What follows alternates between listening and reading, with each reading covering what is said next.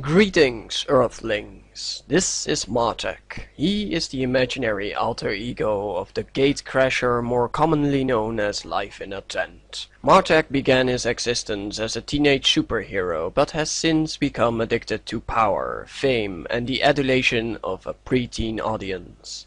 Sadly, Martek's addictions have led to the unprecedented corruption, the mass exploitation of slaves, and bouts of explosive tough guy rage. Many have challenged Martek, but none so far have managed to topple the crooked crusader despite his many Achilles heels. Say hello to Mr. Martek, LifeInATent. A guy who prefers to erase his entire track record that links the two names. To put the connection into perspective for the public eye to see, all that is required is a demonstration of his own videos. They look the same, don't they? Martek has reported himself under the name Brian Martin, as you can see.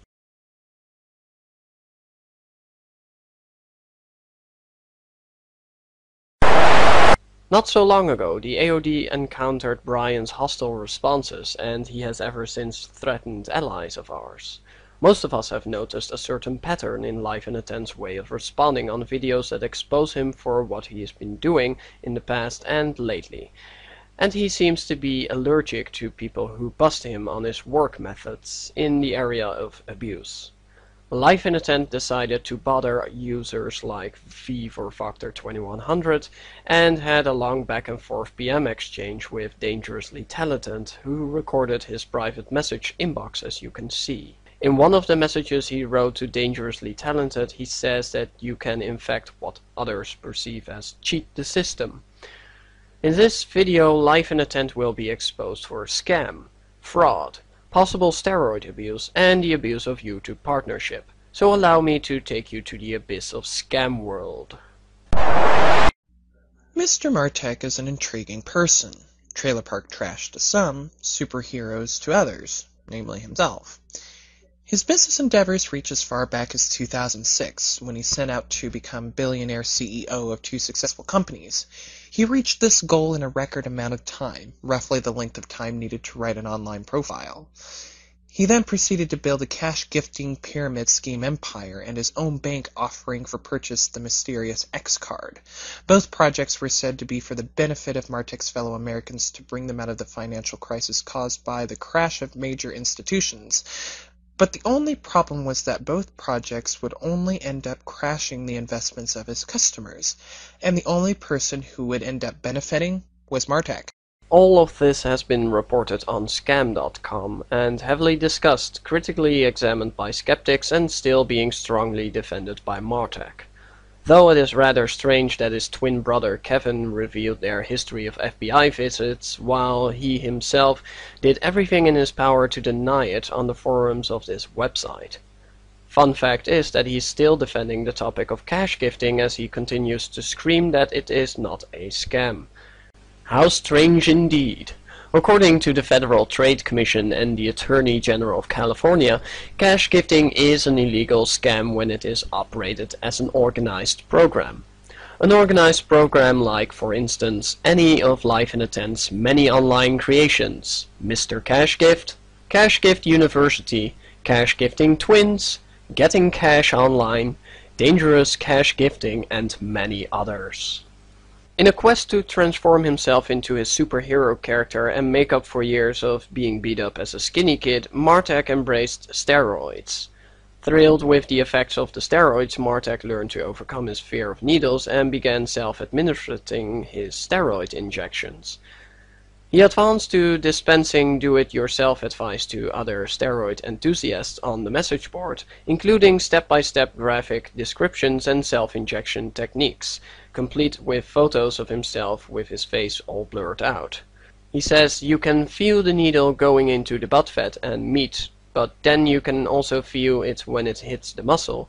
That's when you push a little more and presto, you are done. His advice came free, requesting only the love and admiration of his fellow adult board members in return. Unfortunately, his post omitted critical warnings, as he's known for being an asshole on forums.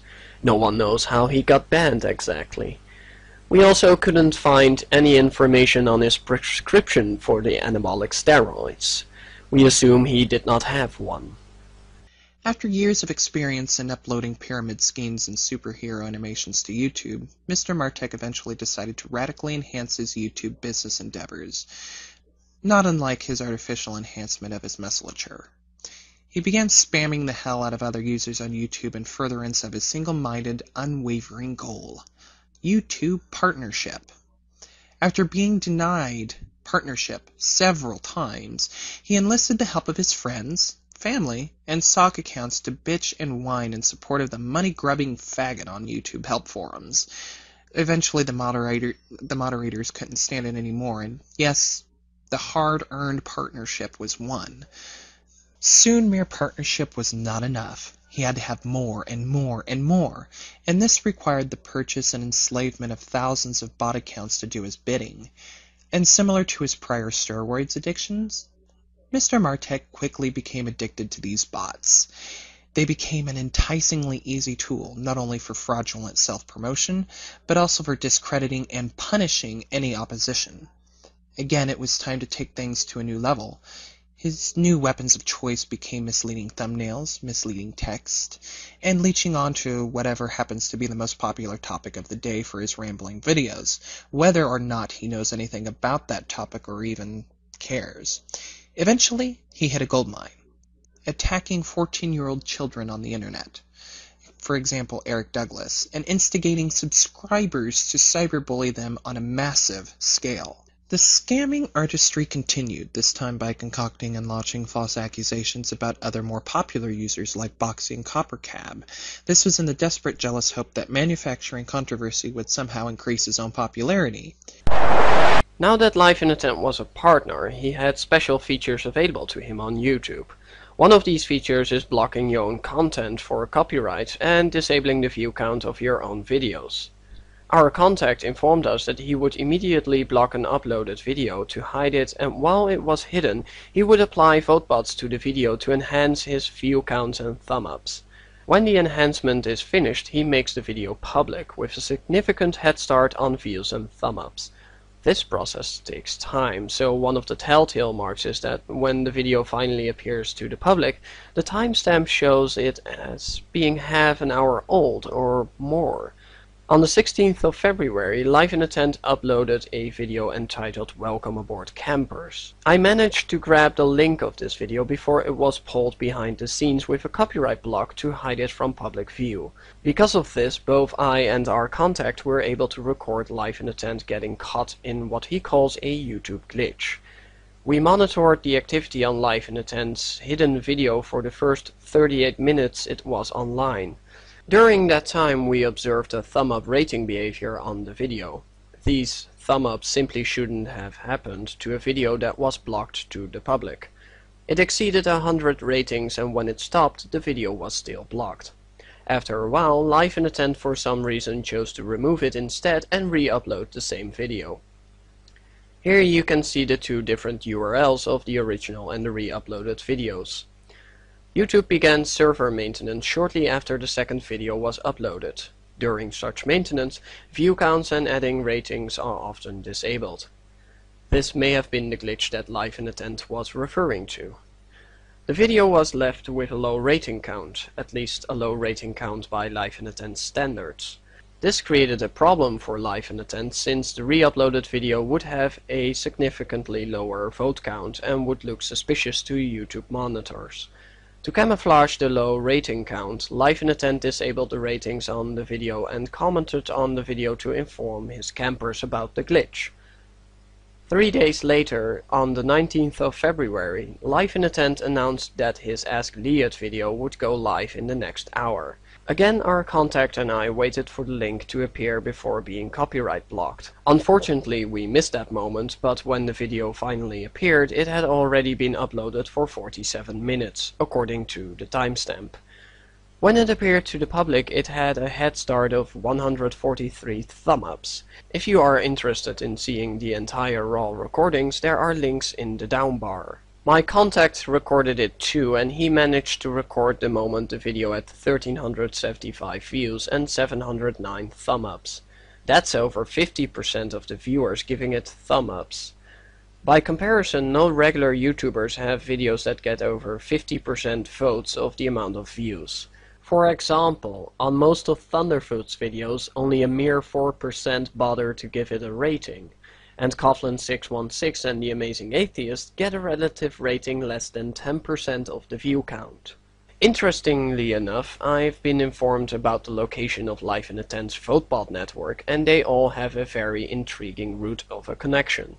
What's more interesting is when LifeInAtent noticed that people were starting to be aware of his VoteBot abuse, and we noticed that one of his most interesting forum posts got removed by the owner of the topic.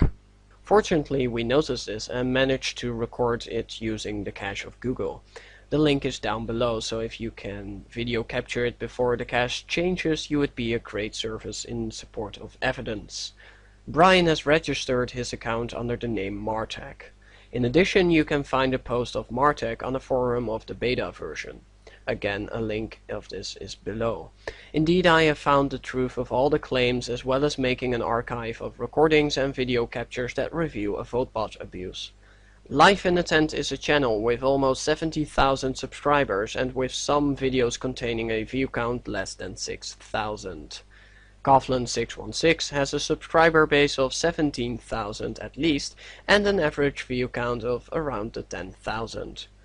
Now what is it that is going to make me prove the theory that Brian Martin, known as LifeInAtent, is guilty of using VoteBot software to accomplish the boost of his partnership income?